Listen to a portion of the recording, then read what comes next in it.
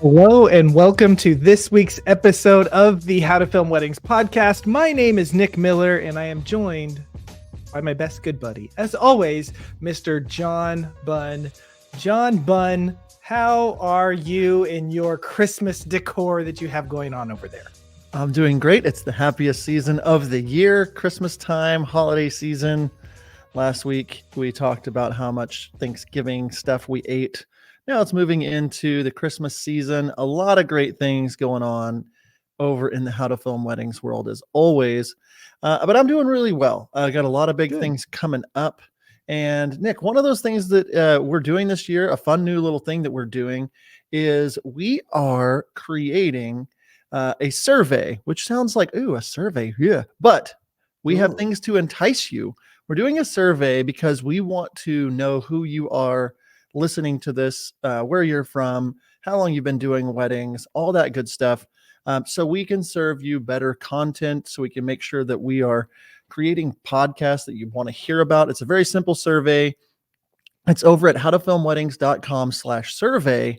And, you might be saying, heck yeah, I'll do that for you guys. I love you guys. That's great. I don't need to be enticed, but maybe, Nick, they want to be enticed to help us help them. What do we got for them? Yeah, so John and I are doing one of the oldest tricks in the book, and we really want you to do something. So we're not above bribing. Like that's what we're going to do. You can't say that on the internet. I can't say that. Well, I just said it on the internet. Cancel me if you want to cancel me. Okay. We're going to bribe you and say, if you go to howtofilmweddings.com/survey, fill it out, you will be entered to win some goodies from our HTFW shop.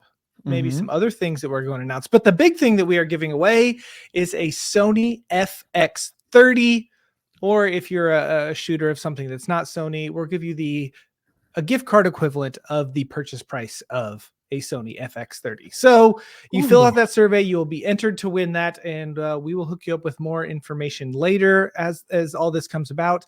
They have until mid-December-ish to get this filled out, so a couple weeks as this drops to get that filled out. So head over to howtofilmweddings.com/survey to fill that out and be entered to win. Maybe 2 minutes. 2 minutes, you'll be entered to win. And I don't know about you, Nick, but I would love an extra Sony FX30. Great camera, awesome camera to have, especially for a beginner or a B cam or C cam for all you Sony users out there. And like Nick said, if you're on one of those other lesser systems, maybe you're a Nikon person or Fuji or even Canon. Some of you out there do that. I think we'll get you a gift card for the amount of an FX30 to Amazon, B&H, something like that, whatever you'd like. So moving forward, Nick, I made a post in our Facebook group earlier last week about how many people have edits to finish before the end of the year. Maybe that's you. And I wanted to mention our good friends over at Wedding Post House. Nick, this is a culling service where you upload your footage, and within about 5 business days, they return it to you completely organized, synced, culled, and color corrected, so that you can save yourself the time of putting all those things together and get straight to editing. They include every single usable clip. They color code it in different timelines. So you're just left with all of the good stuff. You don't have to go through all of the different clips, and it's just ready for you. All the ceremonies are synced. The toasts are synced. All that stuff. I get choked up about it. No, I just choked up because I was talking a lot. But howtofilmweddings.com/wedding post house. It's a couple $100 and they do all that for you. And it usually saves me about a day. And so if you're behind on your backlog, if you're like, ooh, I still want creative control, but I need help. I need this is a great way to outsource a portion of your editing. So head over to howtofilmweddings.com/wedding post house. Yes, it's a great service. And even if you're using another service like Wedditor or brideandgroom.video or someone else where they're editing it for you, this is something that maybe you could negotiate with them to maybe knock the price down a little bit or something like that, because now they don't have to do as much work. So you can kind of use these in tandem. I know of several people that cull with Wedding Post House, and then they said that cold footage off to their editor to get that ready for them. So lots of options, lots of things that you can do with this service. But that big thing is I know there's a lot of people like, I can't give away my control. Like, I need to be in there. I need to do the editing, but you stall on starting the edit because of this boring, tedious process. Yeah. So this could be something that you could really outsource and get into the outsourcing world and save you some time so that you can get in doing the stuff that you like, which is probably editing if you are one of those kind of people. Yeah, and get So, those edits out before the end of the year. Am I right? man, people want them. People want I them. know, we're getting closer. Okay, so Nick, last week we talked about whether or not you should lower your prices. Lots of great feedback on that episode, and we kind of teased that we would move into talking about building our funnels, getting ourselves a full calendar. And so, with this episode, we really want to kind of dig into how to always ensure that you have a full calendar. Because I know there are a lot of people out there right now that are like, I don't have a book 24/24. I don't know if I'm going to be able to make it. The market is down, the economy is down, the inflation is up, all these different things. Right. The truth of the matter is, the people that have done what we're going to talk about today, the ones that have done that correctly, are the ones that have full schedules and real businesses, and they are continually safe in their business. And so, Nick, I'll throw it back over to you. I want to just kind of start the conversation on building a funnel. What the heck is a funnel? We hear that word. What do you got? Yeah. So a funnel is a business term that a lot of marketers are really going to be into and really know a lot about. And basically the idea is, like any kind of funnel, if you're thinking about like pouring liquid into something, it's big at the top. So then you pour a lot of liquid in, and then it goes and it funnels through a smaller hole at the bottom so you can fill up, a bottle or, something like that. And so it's the same principle. The same thing will apply, but it's a business idea here, right? And so what we wanted to let you know about this is, it's not just something for crazy marketers. It's not just something that only super advanced like business type people should be doing. This is something that everyone should be doing on some sort of level within your business. And if you run a funnel correctly, it doesn't have to be a bunch of paid ads, and it doesn't have to be something that's really, really scary. It can be something that's very practical and very easy for you to do. And truthfully, John, I would think that a lot of people are doing a lot of these things, but maybe they're not putting it in this framework of a funnel. And so we're going to kind of break down what those different steps are. Do you want me to go ahead and just like share the different steps of the funnel, and then we'll kind of get into breaking them down? Or what were you thinking with that? Yeah, I think let's just knock out one at a time, and then we'll recap them. Let's do it that way. Okay. So yeah. So should I start? Should you start? Yeah, go for it. Yeah. Okay, cool. So the first step in the funnel is what we call the awareness phase. And this is at the very top of the funnel. If it's a pyramid, an inverted pyramid is how it is shaped. It's upside down. And so that is the biggest spot of it, or the biggest segment of your funnel is going to be the awareness phase. And the thing that you are really trying to do here is just make it so that people know who you are, know that your business exists, know what you do, know the things about your film company. This is often where I think people struggle the most when building a funnel, is they don't do a great job of getting their name out there and letting other people know who they are. There's lots of different ways to build awareness, but awareness is going to be step one of the funnel. John, what are some practical things that you can add to the awareness stage of the funnel? Yeah, I think we get into our businesses and we're like, oh, well, this person's doing it this way, so I should do it this way. Or, oh, I can build a social media presence and I'll just do whatever I can to go viral, or that sort of a thing. And so what we want your mindset to be when it comes to awareness is getting a lot of the right people to know that you exist. So you have to know your brand. You have to know who you want to attract and who you want to make aware of you. And then you can build a strategy that goes along with it. So maybe you're somebody like me who is not wanting to work with a lot of I work with some planners, but my referrals a lot come from social media, from YouTube or Instagram, and so I'm trying to find couples. I'm trying to find brides and their mothers. Typically, that's who I want to be aware of the fact that I exist. So I build my content strategy to make them aware that I exist. Maybe you're somebody that's wanting to get into the luxury sector and you're wanting to appeal to wedding planners or luxury photographers or luxury florists. Your strategy would be a little bit different. Maybe you're not using social media as a place to go viral and find new couples. Maybe you're using social media to reach out and connect with different marketing groups or vendor groups, or maybe you're going to specific events in person with luxury planners and luxury photographers. You're becoming aware to them. They are being aware of the fact that you exist. So practically speaking, you have to first know who you want to attract, and then how are you going to make them aware that you exist?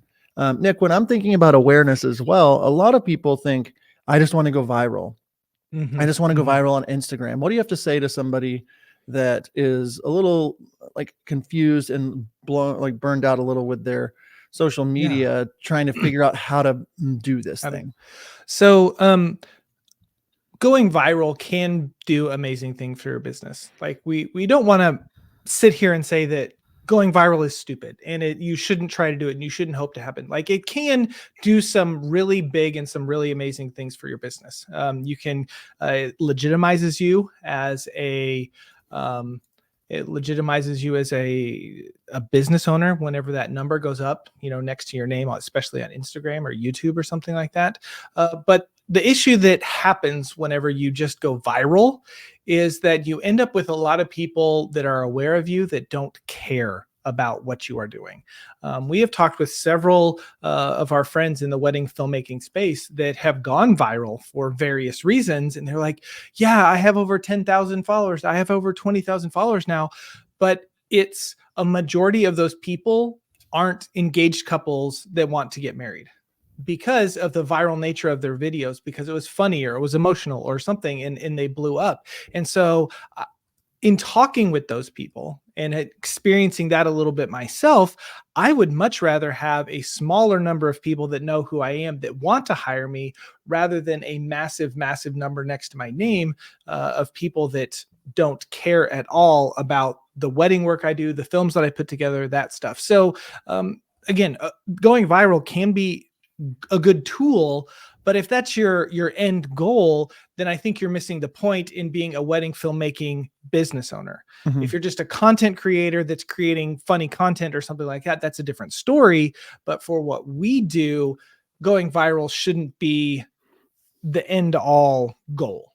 Right. And so for my brand, John Bunn Films, after doing some deeper dives on who I want to appeal to, I realized, like I said a minute ago, that I'm actually aiming for brides and their mothers. And my ideal market is somebody that is really close with their mom. They're affluent. They care about their style. They're classic. Like I know all these things about them. So then I can deploy a strategy to make myself potentially show up in front of them, the top of the funnel. One of my videos that went viral on TikTok has 1.7 million views, I think so right now, is a bride being dressed by her mom. And I asked the bride to turn around and just hold her mom's hands and look at her for just a second. She just got in her dress. They turn around, they look at each other, and they both break down. And the mom says, I'm going to cry. And they hug. And it's just like this really sweet moment. That is the intersection of me and my brand and awareness the way I want it to be, instead of just, here's this video of this drunken groom doing a backflip off of a house or whatever. That could go viral. But do I want people to find John Bunn Films and think, oh, he's a party and hype wedding filmmaker? Or the kind, like, that's great. It's just not who I'm aiming for. So the more you can get into figuring out who you want to be aware of, you can start to build the awareness side of your brand. The last thing I want to say about awareness, like Nick has 12 or 13,000 Instagram subscribers now. I've got almost 9,000 on mine, but they are like real followers. Your YouTube channel, Nick, you've booked so many different weddings because you created content that went viral for your ideal buyer on YouTube. And so like you've put together a strategy. You're not aiming for all these wedding planners. Yeah, you're being awesome when you're there and you're making relationships, and that's part of putting them in the funnel as well. But you kind of have to create your own potion, your own concoction of how you're going to get people aware so that they can move to the next phase in the funnel. So you got the top of this funnel, you're maybe going viral, maybe you're meeting planners in real life, maybe you're doing all these things to get people aware of you. Next thing, you've got to get them interested in you. And so Right. interest is the next stage. Nick, what do you want to Yeah. add? Yeah. So again, as you look at this funnel, again, it's an inverted pyramid. And so the further down you get, the smaller it gets. And the end goal, right, is to get people to book you, to hire you. And the only way they're going to hire you first is if they know that you're there. All right. So they have to know that you're there, they're aware, and then you give them interest. Okay. Let's say you have a video that goes viral on Instagram. It's an emotional groom reaction or a funny toast or something like that gets people aware of you. Now they're following you. What can you do to keep them so that maybe in 6 months when they get engaged, or they're engaged now and in 6 months when they reach out, or however that they build up enough interest in you because of the content that you are posting? And so this is where we recommend in the interest phase, we're like, I'm gonna do a little bit more digging on this John Bunn films. Like what is that? And when they see your stuff come up, maybe they're evaluating you a little bit. They're interested in watching the stuff that you put out because you want to get them to the next phase, which is consideration, and get them thinking about it. So as at this interest level, you're putting out stuff that's going to be, again, more of the same stuff, right?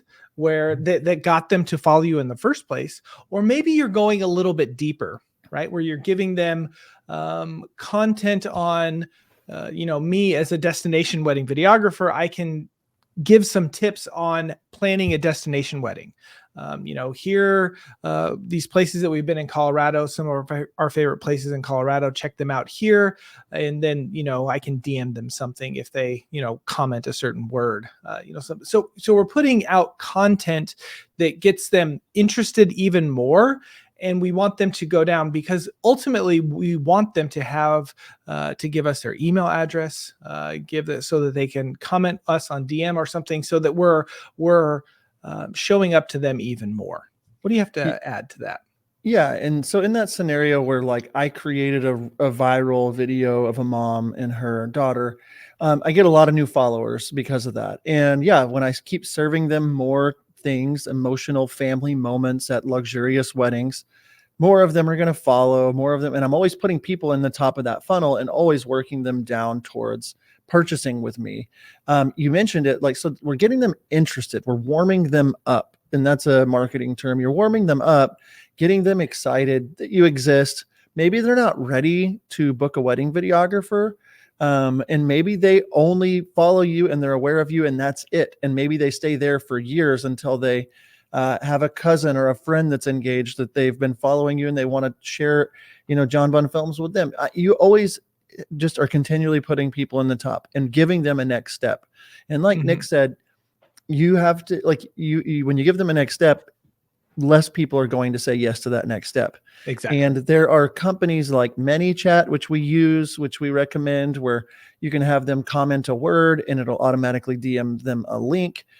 Getting them into an email list has been huge. Something as simple as MailChimp or something like that, to where you're giving people another step. Hey, download my checklist for the 10 best ways to get the most out of your luxury destination wedding. If 1 million people saw that video, I would guess maybe 100 to 500 people would be interested enough in that. So I'd get like 500 email addresses. But now I can serve them in their inbox. I can go further with them. I can share them real life stories or when wedding films get done or all that kind of stuff. So I'm furthering that relationship with them. So we get them aware, we get them interested, and we can go much deeper into that phase. But building that interest and getting them into the next stage, which is consideration, is really important. The more that they know you exist, the more you follow up into their inboxes, maybe if they're on your email list or if that you're showing up on social, or again, on another side, like with wedding planners, if you're trying to attract planners, they're aware, you get to know them at an event, you get to know them at a wedding, then you send them over more information, they get interested in you, they start considering adding you to their team of people that they recommend. All these things take time, and all of them take a specific strategy. So Nick, consideration is that next step. They're considering you. Maybe they downloaded a Wild Oak Films, checklist, or maybe they have been following you. They just love your edits. Now they're in consideration mode. They're thinking about, I might want to hire them. I think that this is a brand that stands out. You've warmed them up. You're not just a random person that they Right. found on Google. What do you have to say about like the consideration phase, or you can move into even the next phase? Yeah. I think as we're talking about all of these things, it's like people, like on Black Friday, they're like, oh, I'm going to do a sale, $3,000 off. That's a lot of money, but a big number off of our services or something, one day only. And they're like, no one bid on that. Like no one took me up on my offer. Why is that? Well, one, you asked the question, were they aware that you are even a business? Have you drawn interest? So what would make them consider what you are doing? And we like to think that, oh, maybe my price is just enough. And at a certain level, when you're lower on the total, less than $3,000, even further down, those kind of prices, like the price is a big factor in what you're doing. But whenever you start charging more and more, you need to be continually adding more and more people into your funnel so they can get that interest and so that they can consider you. John, how many touches, and by touches we mean, see you, see your content, whether it's on Facebook or Instagram or YouTube, like, isn't it like 8 to 12, like something like that, before they even really get interest in you in the first place? Like it's quite a bit of being in front of people before they move forward in the funnel, right? Yes. And unless they're just Googling wedding videography Tulsa, and Right. then they're going to just be like, what are your prices? Like, your work's great. Yeah. I got an inquiry this morning. They found me because I'm on a preferred vendor list. They said their budget's $2,000. I started at 12,500. Like I didn't warm that couple up. They didn't know. And so Right. like, yeah, you have to, we say it a lot, but it's that whole scenario where, you don't walk up to a stranger at the bar and ask them to marry you. Right. That's a lot of people spend money on paid ads, and like I think that's good to show up if they're typing in wedding videography, or to like show up in front of them if that's part of your strategy. But if you're showing up for them in the first time and you're saying, book me for your wedding, your chances are going to be much lower than if maybe you're running an ad or creating content that says, hey, here's something helpful to you to where you're at right now. Here's how to pick a venue that works for your style. Here's how to, and it's all embedded into your website, maybe through blogs or through content or whatever. It all points them to signing up for your email list or whatever. And so then they get into that warming up. It's like, oh, I downloaded this thing from John. I wasn't even really thinking about it. The next day, an email showed up just saying, hey, this is another helpful thing for you as you're planning. And I keep showing up, and they get into that spot where not everybody who downloads that email is going to be more than interested. Only a smaller number. They're going to start considering me. And then maybe if they're warmed up, if I didn't just walk up and say, hey, will you marry me? I said, hey, can I grab you a drink? Hey, can we learn about each other? I might ask them on a date at that point, and that's kind of the thing, is you're funneling it down further. So after they've considered you, they're hopefully a smaller number is going to move into the intent phase, which means they're going to reach out and say, hey, I'm interested. I've followed you for a little while. They're warmed up, hopefully. And it's going to be a different conversation than just how much do you charge, especially if you've shown up and showed them the value that you bring. When people inquire with me, it's still, some people just find me with SEO, like I said earlier, but a lot of my couples, the majority of them that are reaching out now, are reaching out saying, I've been following you for a while. I've watched you for a while. I love what you stand for. I love the kinds of films you make. I'm engaged now, or I'm to the point in my engagement where I'm ready to book a videographer, and you're the first person that I've reached out to. And that's where you want to get people to be warmed up with that intent phase. Yeah. We like to go, we want to go straight from awareness to purchase. Like you're aware of me and you buy my services. And, especially whenever you get above, $1,500, $2,000, people are thinking a lot more. And so you need to do a lot more work and really move them through this funnel. And so they have intent. That is them reaching out and filling out your inquiry form and setting up a phone call, or moving forward in that way. And there's a couple more steps left in this funnel that we will get to and we will chat about. But first, we're going to take you to a quick word from one of our sponsors from our outsourcing page.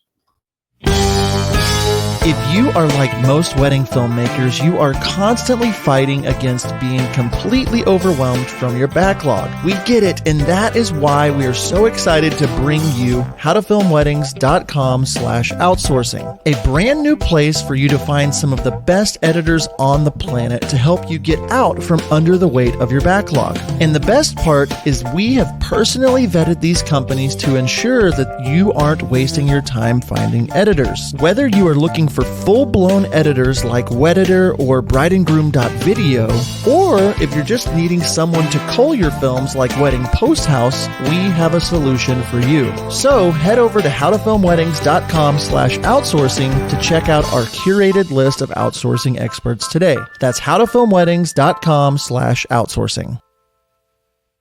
That's a good voice. I'm not going to lie. That is a good voice. I feel like I hear it all the time in my ear holes. It's wonderful. Well, speaking of what else is awesome, I do love our partners over at howtofilmweddings.com/outsourcing. The list is awesome. I know that they're filling up. This is a great time to reach out if you haven't. Yes. So be sure to head over there. Okay. So Nick, we've talked about this funnel, the awareness, then the interests, then the consideration, and then you started to mention intent, them reaching out. And then did you mention the next one? I haven't. So they reach out to you. They're intending to work with you. Like that's the whole purpose that someone fills out your inquiry form, is they have intent. And this phase right here is really, really crucial in the funnel, because ultimately how you respond and how you communicate with them and how you respond to them and set up your calls and your emails and all of those things are going to affect whether or not they purchase your services. And so the intent phase, they reach out. How quickly do you respond? What does your message say? How easy is it if you're going to set up a meeting with them? Do you allow them to do that? Is it just a link that they click on and they can schedule something in your calendar? Do you have to go back and forth in emails like, okay, I'm available Tuesday and Thursday and Friday at 11, 4, and 5, stuff that just makes it way more difficult. However you go about that process, they have the intent. And then if they schedule something, then this is when they are really, really starting to evaluate how you respond, how quickly you respond, how easy you make it for them to schedule a call or book your services, or however you do things. They're evaluating things. So what they're doing is they have gone through this funnel. They're aware, they're interested, they've considered you, they have intent, and now they are thinking, hey, is John Bunn, is Nick Miller at Wild Oak Films, are you guys who I want to work with? And how you are presenting yourself, how you are communicating, how your Zoom meeting looks. Like, are you using your nice cameras, and do you have good microphones? All of these things matter in this evaluation phase. And so it's really important, and it shouldn't be overlooked in how you are communicating and how you are talking to people. So John, what do you have to add about the evaluation phase? Yeah, you get these people that you've worked this process, they've reached out to you. And my strategy is, how can I create, with the kinds of couples I want to work with, a very custom white glove type experience with them, where they feel like it's not too hoity-toity, but it's also like a nice experience. I think about it like when they're reaching out, it's like you can get a motel, and it's the same thing, same concept as staying at a resort. It's a place to stay for the night. Right. But a resort is a completely different experience. And so, are you a Motel 6, or are you the Bacara Resort on the beach in Santa Barbara that I love to go to? Your choice. I'm a big fan of creating that luxurious experience with my couples. And so how does that filter into the intent/evaluation stage? It's a very custom, easy to fill out inquiry form. It is an easy way for them to set up a Zoom meeting with me. The words I'm using in the emails, the words I'm using on my site, everything is speaking to my ideal buyer. And once they have reached out, I'm making it easy for them to have a Zoom meeting with me. And my same setup that I have for this podcast is my Zoom setup. And it just looks nice. I'm talking to them. I'm learning about them. I'm doing my job to show them why I do what I do and why I love doing what I do.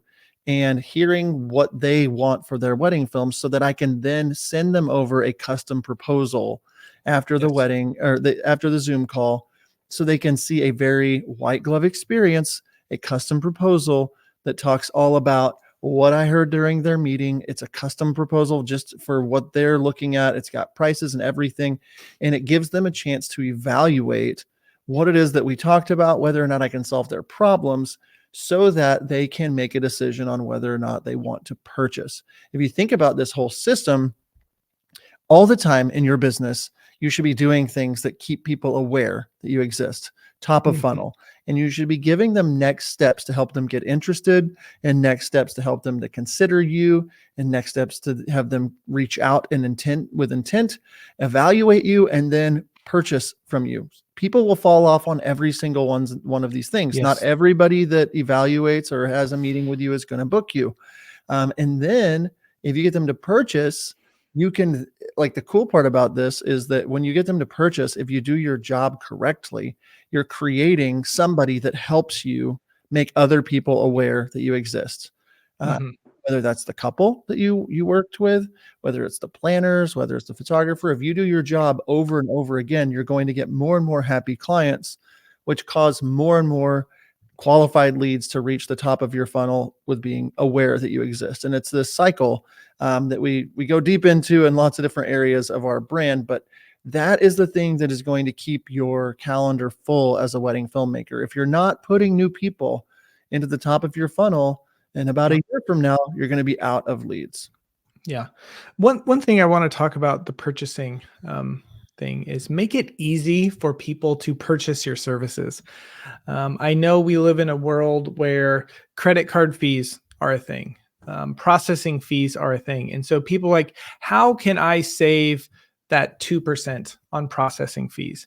And I get it. Like, especially when you're charging thousands and thousands of dollars, 2% can be, $100, $200, like it can be a little bit of money. But if you're like, well, we take check, okay, you are probably missing out on a lot of potential bookings because you are making it difficult for them to pay you.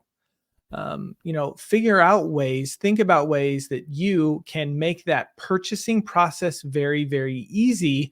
If it's, check out online where they can pay with card, however you want to do that. But again, that purchasing is another phase in the funnel, and they haven't purchased until they've purchased. They don't get the bottom of the funnel until they have paid you for what you are doing. So remove as many barriers, as many roadblocks as you can in that phase of the process.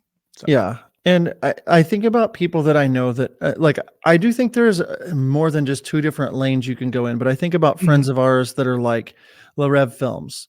They have done a really good job of making the right planners and photographers aware that they exist. They Yes. are not getting a lot, and if you don't know who they are, they do luxury weddings all over the world, charging a lot of money, but they work with really high-end planners, really high-end photographers, and have built a business over the last 15 plus years by networking with the proper vendors, networking Mhm. and growing that side of it. They don't get a ton of their referrals from previous couples. And so if you're wanting to go down that lane, it's like, know that you have to do things to get yourself in an awareness funnel with those kinds of people. And then I think about people like Jay and Mac Films, who are good friends of ours. They're awesome. They do not do a lot of networking with planners or things like that. Their social media is massive.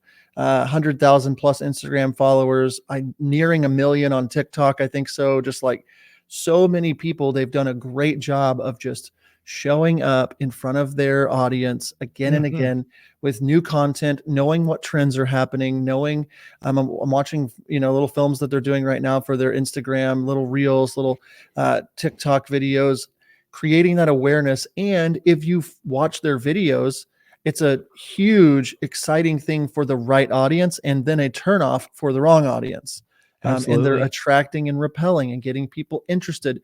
And I guarantee you that Jay and Mac, their calendar is full for 2024, and it's created demand. It's created where they can raise their prices. If you don't have a full schedule, you can't raise your prices that much. You have to lower them. Mhm. You have to, and so they've done a good job of making people aware. And then I think about strategies like that I've deployed that is more in the mixture of what Jay and Mac are doing and with paid ads or email generation or creating and finding people to follow my email list so that I can stay in front of them and attract them that way instead of just having this massive Instagram or YouTube following. And there's no right way or wrong way to do it.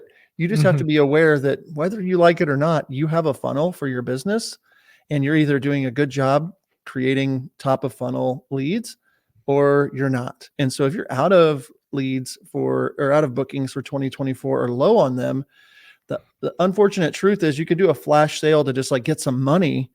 But if you want to build a sustainable business and always have a full schedule as a wedding filmmaker, you have to be working this funnel. Nick, what do you have to add? Yeah.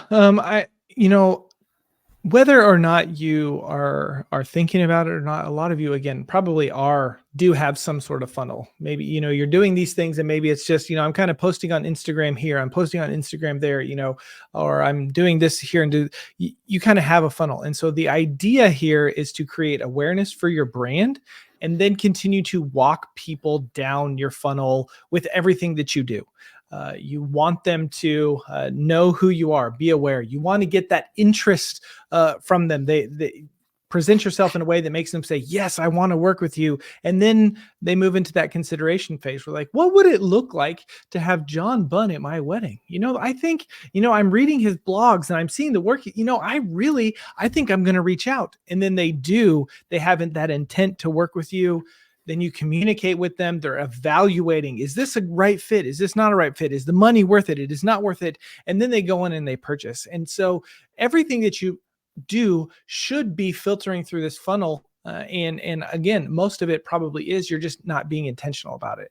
And so we want you to be really, really intentional about all the things that you're putting out there and all the things that you're doing. And when you do that, that's whenever your calendar again will be full. Yeah, and I can't reiterate it enough is that once you get the right people to purchase, like I Mhm. changed from Redeemed Productions, the previous name of my company, to John Bunn Films in 2020 now, and I have solely focused on building awareness with the ideal couple. I hired a team to help me determine who that is, and I've focused my copy, my edits, everything towards them, and now getting the right people to be aware that I exist and getting them all the way through that funnel to purchasing. 3 years later, I've gone from charging about 8,000 on average to charging about 18,000 on average. And so, and my calendar is exactly as full as I want it to be. I'm booking the right kinds of couples. All of these things happen. And then what, like the most beautiful part about all of this is once you get that flywheel turning in your business and start getting those ideal couples and start working those weddings that you want to be working and you've been intentional, is that the work you produce is better than it was the year before. And the contact list that you have is better than it was the year before. Mhm. And those people that work with you, if you deliver and they love you, like I said a little bit ago, they're going to refer you to more and more people. So although I don't just focus solely on how can I get planners to know I exist, you better believe I'm taking really good care of planners at every wedding, because even if every planner I work with this year gets me one new wedding in the next year, that's going to be an extra 8 or 10 weddings. And that's the thing to me that I think a lot of us don't think about. It's this entire process. It's the whole thing. It's not just how Yeah. can I book a wedding today? I have to eat. It's getting out and playing offense instead of playing defense. Yeah, that's all really good. And again, being strategic about this, thinking about what phase of the funnel is this thing that I'm in? Like, am I doing stuff that is, keeping people interested and wanting to consider me? Like how you go about that can really, really impact your business and can do some really, really good things for you. So, John, I think this has been a productive episode today. I'm really excited about what we've talked about here, and I think that if people will apply it, it's going to do some amazing things for their business. Yeah, and I like this whole teeing up this next episode kind of thing. And we talked a little bit Yeah. about it today, But I think the next thing that we're going to really dive into is thinking through our social media and Instagram strategy for 2024. So be sure to come back next week for a chat about our Instagram strategy, and how we're using that to build a funnel that gives us the bookings that we want. And before we head out today, Nick, I don't know if you remember, at the top of the hour, we talked about a survey that we're doing. Head over to howtofilmweddings.com. Survey and give away 30. Pull that out so we can help serve you better. Nick, you are the man. That's all I have to say today. And until next time, we'll see you. We will see ya.